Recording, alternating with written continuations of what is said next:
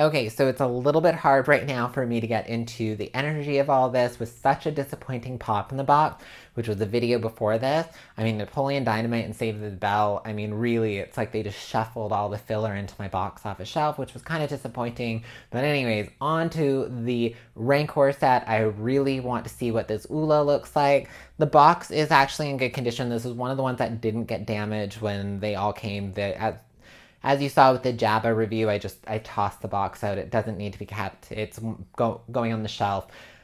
As much as this box is beautiful, if these are as epic as they are, and especially with the Jabba, I think I'm just gonna put them on there anyways and keep them because it's gonna be like this really cool Jabba Palace set, which will be really pretty awesome to have on my shelf. So I think that's why I'm gonna probably end up keeping it. Anyways, you've been seeing the 360 of this set spinning around here. It's pretty freaking awesome. This is definitely my favorite looking Luke so far. They did get jostled around. The Prince Slave Leia's head is still like that, and there's nothing I can do to fix it. I kind of tried pulling the spring off and bending it a little bit. She's just going to be a little bit lopsided, looking at Luke going, why are you here? I can totally kill Jabba myself. Anyways, so now that we've kind of taken that look, let's get these figures out of this gigantic box and let's check them out. So this Rancor is massive and he's so heavy. His body is solid plastic, like full on solid. So I'm going to start right away with his video and kind of talk a little bit about him. So the detailing on this figure is amazing. Like you've got this really cool kind of earring detail in his head and his spikes on his. Everything's really neat. The only thing that's kind of a bit of a letdown, like they hit like the bauble. It's a flat head behind, which does still kind of keep to the Rancor look if you're looking from the front of him. But it would have been nice if they rounded the back just a little bit. They still could have done that and kept it a bauble. Only downfall is the hard plastic body was obviously painted very separately from the heads that came out, or if it's just because the paint adheres different to the plastics, I don't know. But the body is super shiny, slimy, glossy looking, which is actually really cool. And then the head is a matte. They didn't actually put any of that sheen or shine onto the head. It does give a little bit of dimension to it for sure looking, but I definitely think I will try to borrow somebody that's got a little bit of acrylic gloss spray and just kind of hit it a little bit on the head. I think would be really nice. It would kind of blend in the body and look a little bit better. The Oola is okay. Loving this figure. Loving it. Don't get me wrong. It's a beautiful version of Oola. Her tendrils are also solid plastic, like heavy, heavy, heavy solid plastic. You're never going to get away from this stand unless you can find another foot peg stand that actually fits her.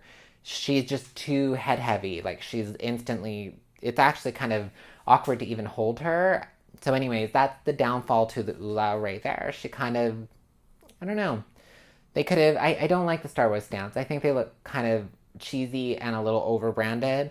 And especially the fact that the Rancor doesn't have one. If you wanted to have this consistency, Star Wars with your figures kind of needs to be a little bit better.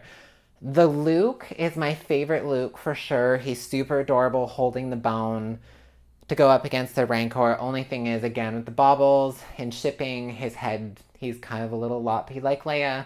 So, like brother, like sister, I guess. I don't know. Maybe that's just something that's there or the way they want him to look. But I am going to do everything in my power to at least fix him. The Leia looks kind of fun. She's kind of looking like she's looking at Luke like, why are you here? I can kill Jabba myself.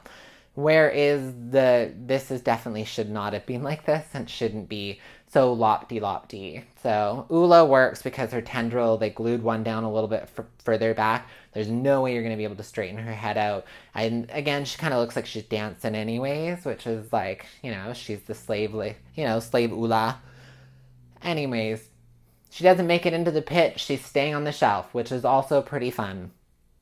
Anyways, I'm going to keep all of these. I'm going to put them on that shelf. That shelf is going to be built into its own little cool alcove of Jabba's palace. I think it's definitely like to get Bib Fortuna in there. Have him kind of standing up behind Leia would be pretty cool. But I definitely need to find different stands. Luke's feet, totally chunky monkey. He's going to be able to stand up no problem on his own. But Yeah, that Oola is going to look really weird because nobody else there has their stands. There's no stand for Leia because she's sitting down.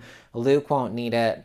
And it really pulls away from the look of the figures for me. Like, if I were a full-on Star Wars collector and every Star Wars was there and they all had their nice little stands and then you could put the...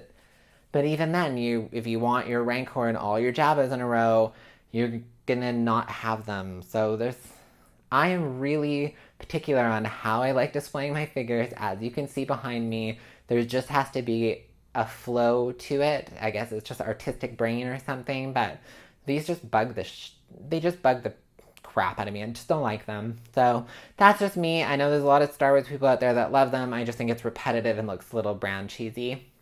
That's just my 2 cents. Anyways, thank you for tuning in, checking out those guys. Those are like my 2 biggest ones. Tomorrow's going to be the Tauntaun. I think I'm just going to start telling you which ones they're going to be because in a way it's still a surprise. You're just finding out which they are. And there's so many cool exclusives. They're all going to be semi-random. So anyways, Tauntaun, that one I'm excited for. So excited for. It will probably be staying just because it's so freaking adorable with its little horns and it's pretty cool. So anyways, thanks for tuning into Everyday Funko. Hope you liked both the videos today. Subscribe below. Loving hearing your comments. Thank you so much for all the feedback. And I will see you guys tomorrow.